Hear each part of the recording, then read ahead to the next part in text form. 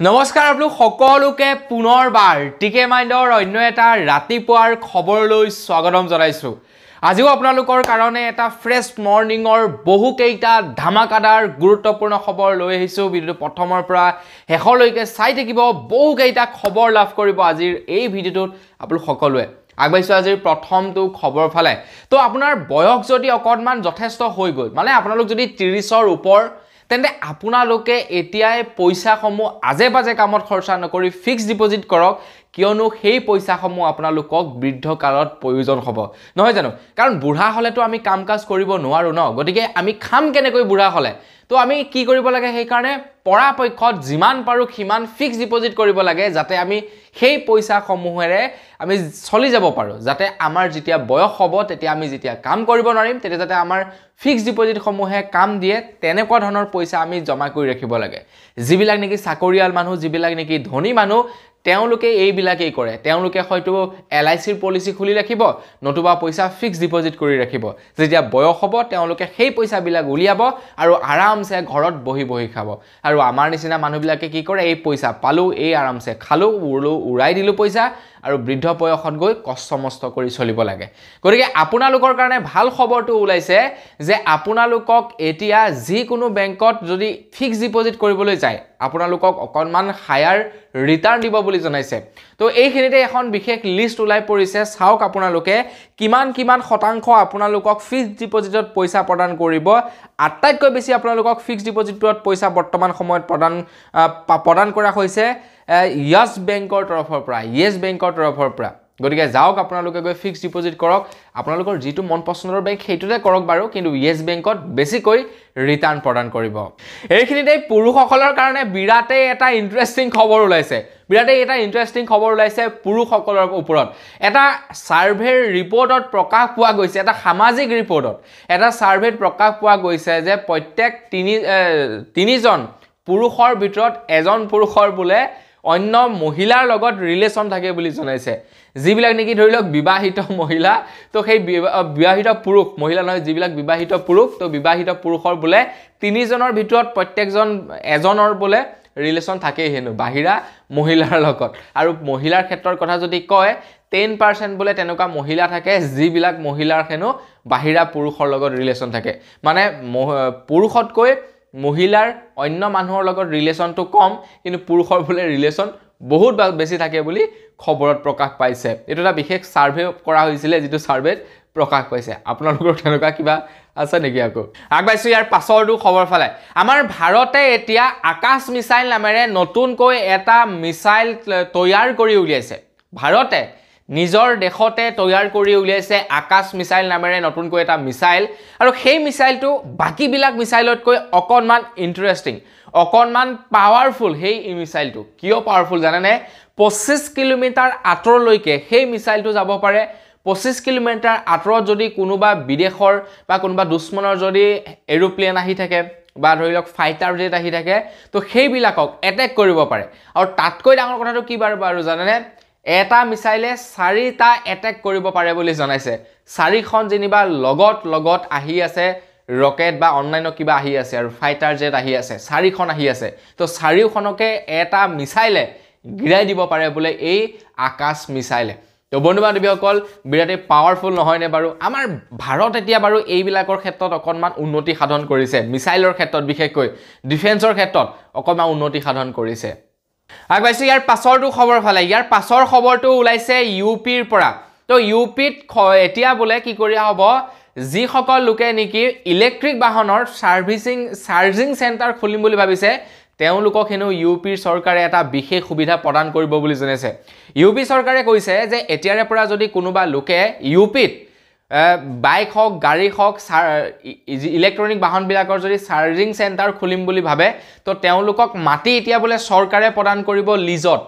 চৰকাৰে কিবা এটা ভাড়া লৈ থাকিব তেওঁলোকৰ পৰা, তো লিজত দি দিব বুলি জনাইছে, যাতে মানুহবিলাকে আগ্ৰহী হয় চাৰ্জিং চেণ্টাৰ খোলাৰ কাৰণে। এতিয়া এই ব্যৱস্থাটো বাৰু ভাৰতৰ প্ৰত্যেকখন ষ্টেটতে কৰাৰ কথা আছে চৰকাৰৰ ফালৰ পৰা। দেখা যাওক যে কেতিয়ালৈ সম্ভৱ। আমাৰ অসমতো ইলেক্ট্ৰিক বাহনৰ পৰিমাণ বৰ্তমান সময়ত একেবাৰে কম, কিন্তু বাহিৰত আছে বাৰু। কিন্তু আমাৰ অসমত ইলেক্ট্ৰিক বাহন বুলি ক'বলৈ আটাইতকৈ বেছি আছে টমটমবিলাক, তাৰ পাছত হৈ গ'ল স্কুটিবিলাক। আৰু টমটমবিলাকতো বাৰু নিজে নিজে ঘৰতে চাৰ্জিং দি থয়, তেওঁলোকক চাৰ্জিং চেণ্টাৰৰ প্ৰয়োজন নহয়, কিন্তু যদি হৈ যায় তেতিয়াতো ভালেই হ'ব। আৰু আগবাঢ়িছোঁ ইয়াৰ পাছৰটো খবৰ ফালে। আপোনাৰতো নিশ্চয় চাগে ৰেচন কাৰ্ড আছে, যদি ৰেচন কাৰ্ড আছে ভিডিঅ'টো আপোনালোকে সম্পূৰ্ণকৈ চাওক। আপোনালোকে 31 ডিচেম্বৰ আগত আপোনালোকৰ ৰেচন কাৰ্ডৰ লগত আধাৰ কাৰ্ডখন লিংক কৰিব লাগিব বুলি জনাইছে। যদি আপোনালোকে আধাৰ কাৰ্ডৰ লগত লিংক নকৰে তেন্তে আপোনালোকে ৰেচন একেবাৰে আৰু নাপাব বুলি জনাইছে। তো কথাটো হৈ গ'ল এনেকুৱা ধৰণৰ, এতিয়াতো আপোনালোকে জানেই ফিংগাৰপ্ৰিণ্ট দিহে ৰেচন আনিব পাৰি, ফিংগাৰপ্ৰিণ্ট নোহোৱাকৈ ৰেচন আনিব নোৱাৰি। বহু লোকৰ নাম ইতিমধ্যে কাট খাই গৈছে ৰেচন কাৰ্ডৰ পৰা আধাৰ কাৰ্ড জমা দিব নোৱাৰাৰ কাৰণে, কিন্তু 31 তাৰিখলৈকে আপোনালোকক সময়সীমা দিব বুলি জনাইছে। আপোনালোকে আকৌ এবাৰ আধাৰ কাৰ্ডৰ লগত ৰেচন কাৰ্ড লিংক কৰিব পাৰিব বোলে, কিন্তু 31 ডিচেম্বৰ আগত যদি নকৰে তেন্তে 31 ডিচেম্বৰ পাছত মানে অহা বছৰ যেতিয়া আহি যাব 2024 চন, তাৰ পাছত আৰু আপোনালোকে ৰেচন কাৰ্ডত আধাৰ কাৰ্ড সন্নিৱিষ্ট কিন্তু কৰিব নোৱাৰিব। গতিকে বি কেয়াৰফুল, যদি আপোনালোকৰ আধাৰ কাৰ্ড নাই, যদি উলিয়ালে তেন্তে এতিয়াই গৈ লিংকটো কৰি পেলাওক। আগবাঢ়িছোঁ ইয়াৰ পাছৰটো খবৰ ফালে। খ্ৰীষ্টিয়ানসকলৰ খ্ৰীষ্টমাছ আহি আছে।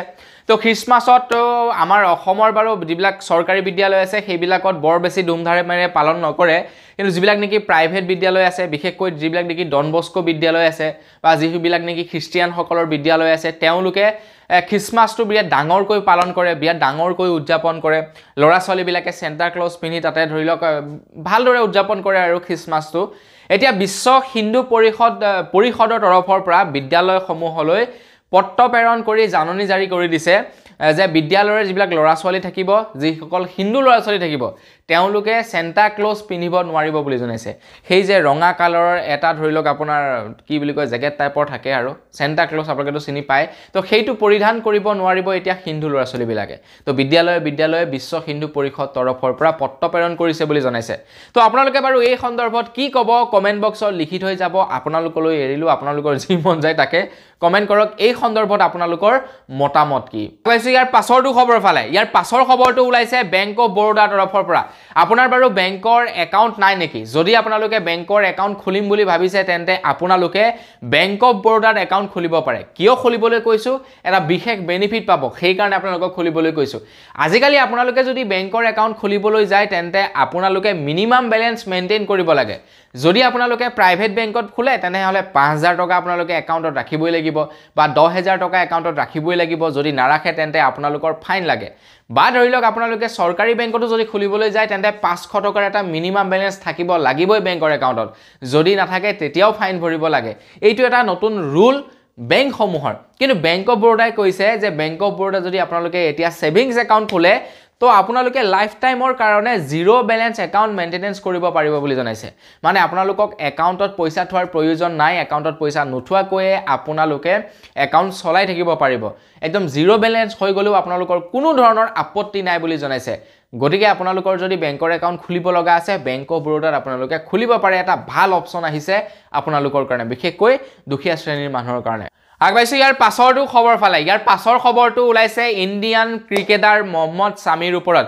এইবাৰ বাৰু আপোনালোকে বিশ্বকাপ খেলত মহম্মদ ছামীৰ পাৰফৰ্মেঞ্চ কেনেকুৱা পালে কমেণ্ট কৰি জনাবচোন। বিৰাট ধাচুৱে পাৰফৰ্মেঞ্চ দিয়া নাই নে বাৰু মহম্মদ ছামীয়ে? তো যি কি নহওক সেই বিশ্বকাপ খেলৰ পাছতেই মানে 2023 চনৰ বিশ্বকাপ খেলৰ পাছতেই মহম্মদ ছামী বিৰাটেই পপুলাৰ হৈ পৰিলে, চবৰে মন পচন্দৰ এজন বলাৰ হৈ পৰিলে। এতিয়া খবৰ ওলাইছে যে মহম্মদ ছামীলৈ বোলে ভাৰত চৰকাৰৰ ফালৰ পৰা অৰ্জুন বঁটা প্ৰদান কৰা হৈছে বুলি জনাইছে। তো সকলোৱে মহম্মদ ছামীক কংগ্ৰেচুলেশ্যন জনাই কমেণ্ট বক্সত কিবা এটা লিখি থৈ যাব। আগবাঢ়িছোঁ ইয়াৰ পাছৰটো খবৰ ফালে। এই মাহৰ 15 তাৰিখৰ দিনাখন ভাৰতৰ প্ৰধানমন্ত্ৰী নৰেন্দ্ৰ মোদী ডাঙৰীয়াদেৱে বিকশিত ভাৰত নামেৰে নতুনকৈ এক যাত্ৰা উলিয়ায়, বিশেষ নতুনকৈ এটা ৰেলী উলিয়ায়। যিটো ৰেলীৰ জৰিয়তে এতিয়া কি কৰা হ'ব, ভাৰতৰ প্ৰত্যেকখন ৰাজ্যতে চৰকাৰৰ মানুহবিলাক এখন গাড়ীৰ জৰিয়তে ৰেলী কৰিব আৰু আপোনালোকক চৰকাৰী আঁচনিবিলাকৰ বিষয়ে জনাব। আপোনালোকে যদি সেই চৰকাৰী আঁচনিবিলাকৰ সুবিধা লাভ কৰা নাই তো আপোনালোকক কি কৰা হ'ব, তাতেই লগলগ জেগাতে আপোনালোকক তাৰ বাবে এপ্লাই কৰি দিয়া হ'ব আৰু আপোনালোকৰ পৰা ডকুমেণ্ট পাতি নিয়া হ'ব।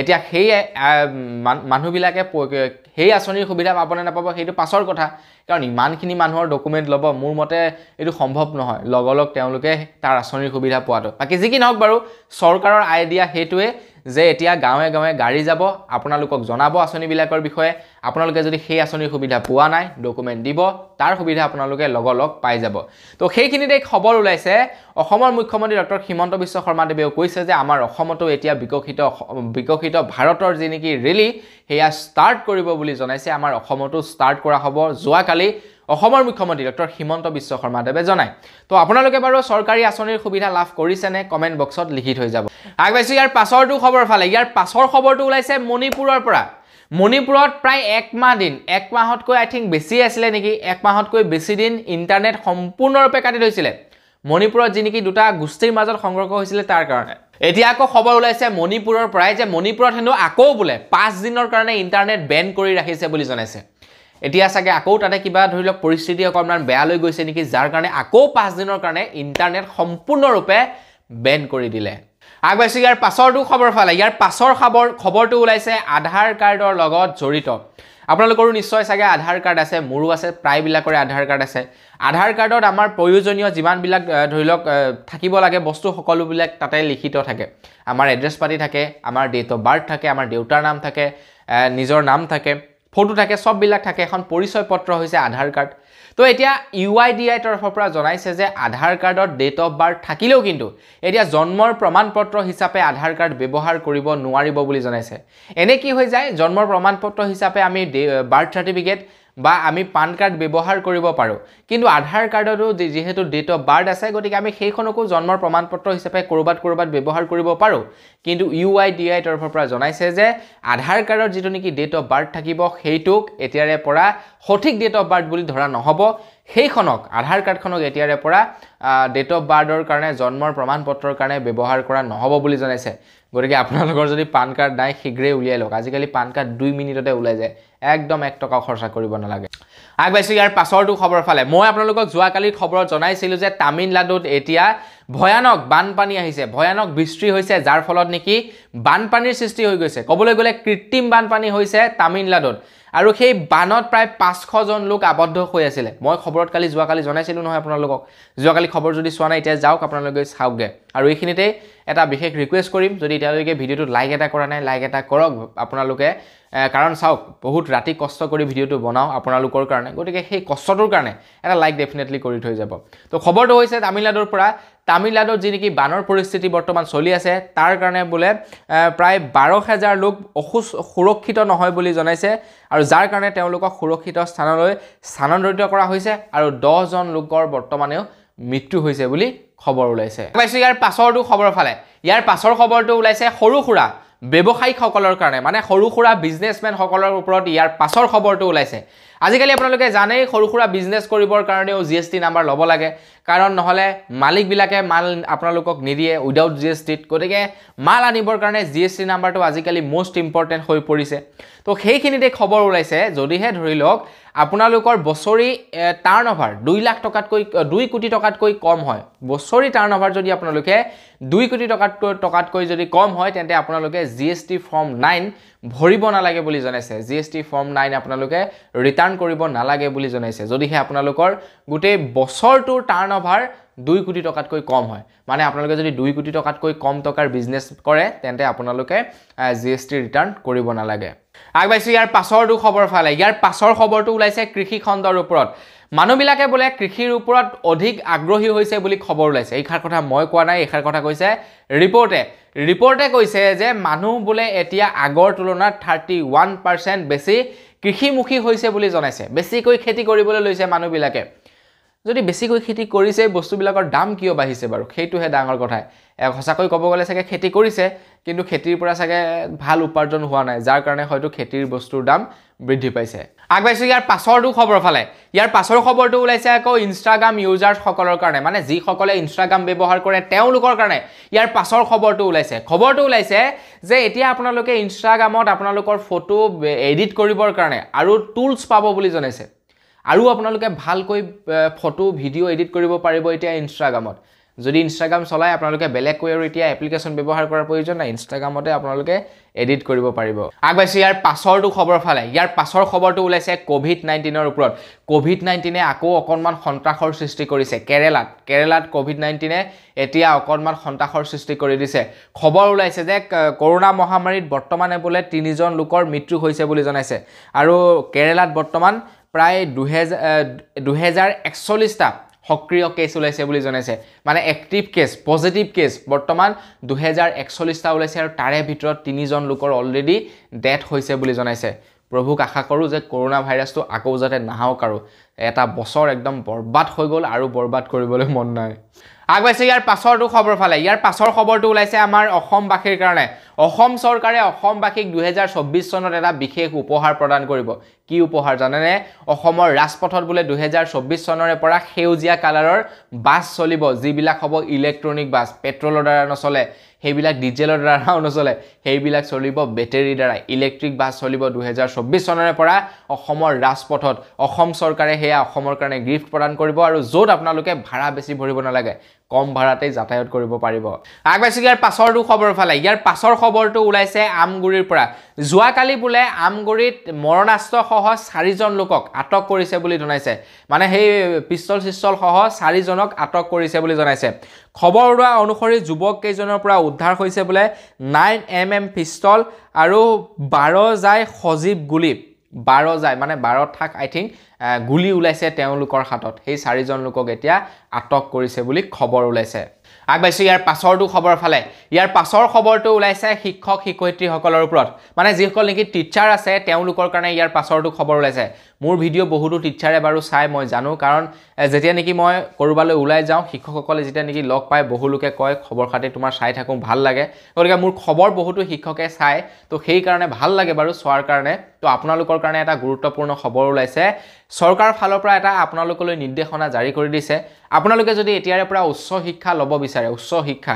ধৰিলো আপোনালোকে কিবা ডিগ্ৰী ল'ব বিচাৰে তেন্তে আপোনালোকে প্ৰথমে ইনফৰ্ম কৰি ল'ব লাগিব তাৰ পাছতহে আপোনালোকে ডিগ্ৰী ল'ব পাৰিব বুলি জনাইছে চাওকচোন বাৰু পঢ়াটোনো এনেকুৱা ধৰণৰ পাবন্দিবিলাক লগাব লাগে নাই নহয় জানো পঢ়াটো এটা মানুহৰ ব্যক্তিগত কথা আৰে মোৰ মন গৈছে মই পঢ়িছো তাতে আকৌ উচ্চ শিক্ষা ল'বৰ কাৰণে বেলেগৰ পৰা পাৰমিশন লোৱাৰ কি দৰকাৰটো আছে নহয় জানো নে কি ভাবে তেখেতৰ ডিউটি কৰিলে হ'ল নে হেতুৱে কথা আগবাইছো ইয়াৰ পাছৰটো খবৰ ফালে আপোনালোকে হয়তো জানে যে 1 তাৰিখৰ পৰা আমাৰ অসমত সদৌ অসম সুলভ মূল্যৰ দোকানীসকলে ষ্ট্ৰাইক চলাইছে 1 তাৰিখৰ পৰা চাউল প্ৰদান তেওঁলোকে নকৰে তেওঁলোকৰ কিছুমান দাবী আছে সেই দাবীসমূহ যদি মানি লয় চৰকাৰে তেতিয়াহে কণ্ট্ৰলৰ দোকানীয়ে বোলে চাউল দিব গ্ৰাহকক এতিয়া আমাৰ অসমত বহুতো মানুহ আছে গোটেই ভাৰতবৰ্ষত প্ৰায় 80 কোটি মান মানুহ আছে ৰেচন কাৰ্ডৰ জৰিয়তে চাউল পায় নেকি 80 কোটি মান মানুহ এতিয়া আমাৰ অসমত সেই সিদ্ধান্তটো লোৱা হৈছে যে যি চৰকাৰে যে ধৰিলো সুলভ মূল্যৰ দোকানীসকলক প্ৰতাৰণা কৰি আহিছে তো তাৰ এতিয়া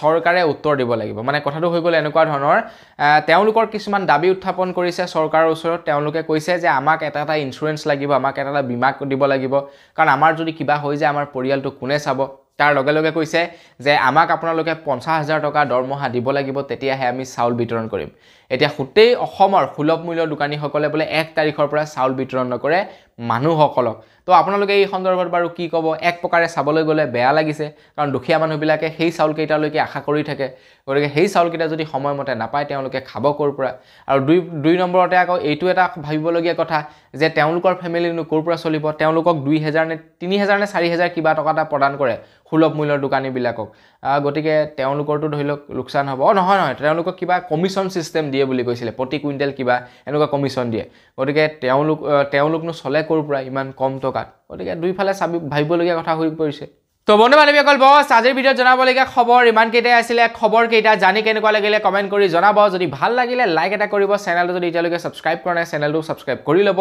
পুনৰ এটা ভিডিঅ'ত সকলোকে লগ পোৱাৰ আশা আজিলৈ বিদায় মাগিছোঁ ধন্যবাদ জয় অসম